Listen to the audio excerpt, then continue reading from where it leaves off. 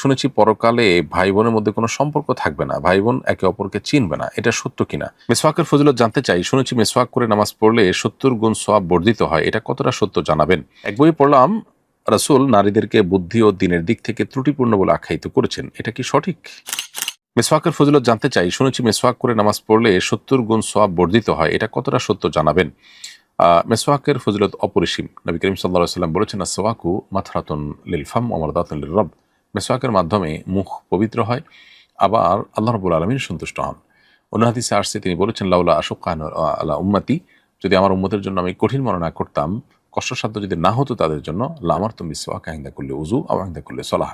কোন কোন হাদিসে আসছে উযু, কোন কোন হাদিসে আসছে প্রত্যেক নামাজের সময় আমি মিসওয়াকে নির্দেশ করতাম। যদি তাদের জন্য কষ্টসাধ্য হয়ে না পড়তো তাহলে আবশ্যক করে দিতাম। এখান থেকে বোঝা যায় মিসওয়াকের গুরুত্ব কত বেশি।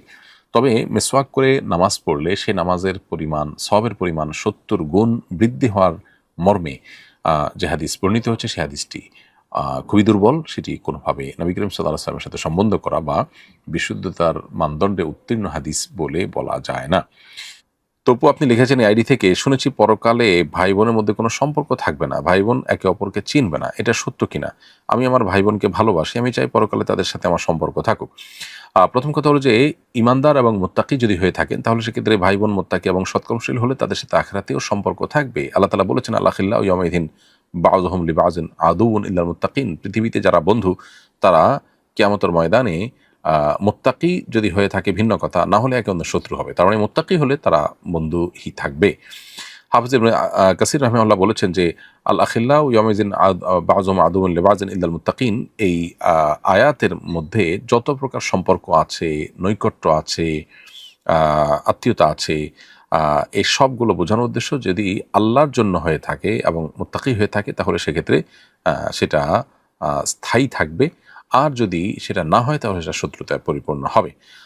এটা ঠিক যে কোরআনে কারিমে আল্লাহ তাআলা উল্লেখ করেছেন, যদি কেউ জাহান্নামী হয়, তাহলে সেক্ষেত্রে কেউ যদি মুত্তাকি না হয়, ফাসিক হয়, তাহলে সেক্ষেত্রে কেউ কাউকে চিনবে না। আর যদি আপনার নেককার হয়, তাহলে সেক্ষেত্রে জান্নাতে বা আখিরাতে একসাথে থাকার সুযোগ ইনশাআল্লাহ হবে। এক বইয়ে পড়লাম রাসূল নারীদেরকে বুদ্ধি ও দিনের দিক থেকে ত্রুটিপূর্ণ বলে আখ্যায়িত করেছেন। এটা কি সঠিক? আর দুটিকে ত্রুটি বলার পেছনে কারণ কি?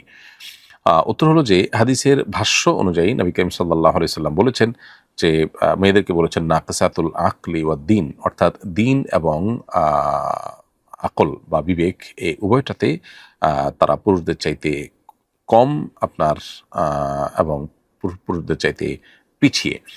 এটাকে তুলনামূলকভাবে বলা হয়েছে পুরুষদের চাইতে। মূলত এখানে সামগ্রিক বিবেচনায় পুরুষের তুলনায় নারীকে আল্লাহ তাআলা কম বুদ্ধি দিয়ে তৈরি করেছেন, এবং দিনদারিতার ক্ষেত্রে তাদের মাসিকের কারণে, নেফাসের কারণে তারা ইবাদত করতে পারেন না, এদিক থেকে তারা পিছিয়ে থাকেন, এটা বোঝানোর উদ্দেশ্য। কিন্তু এরপরও একজন নারী একজন পুরুষের চাইতে আল্লাহর কাছে প্রিয় পাত্র হতে পারেন। একজন নারী জান্নাতে, একজন পুরুষ জাহান্নামে যেতে পারেন। দিনের দিক থেকে কম বা পিছিয়ে, এর মানে এই না যে নারী হলেই তিনি পিছিয়ে থাকবেন আর পুরুষরা সব জান্নাতে আগায় থাকবে, ব্যাপারটা সেরকম না।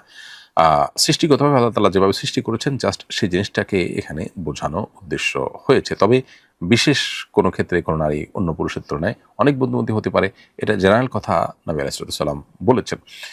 আয়েশা রাদিয়াল্লাহু তাআলা আনহা, নিশ্চয়ই তার ফজিলত আমাদের বহু হাজার লাখ কোটি সাধারণ যে পুরুষ আছে তাদের চাইতে বেশি।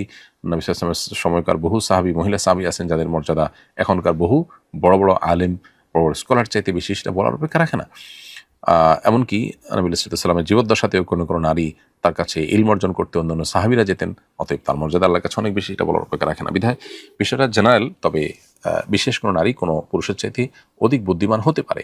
আবার এর মানে এই না যে তারা দ্বীনের ক্ষেত্রে পিছিয়ে আছেন এবং এজন্য জান্নাতে তারা পিছিয়ে থাকবেন। নো, তাদের আমলের কারণে তারা এগিয়ে কেউ যেতে পারেন। শুধু জেনারেলি আল্লাহ তাআলা সৃষ্টিটা এভাবে করেছেন, সেটা বোঝানো নবী সাল্লাল্লাহু আলাইহি ওয়াসাল্লামের উদ্দেশ্য ছিল। আল্লাহু আ'লাম বিসওয়াব।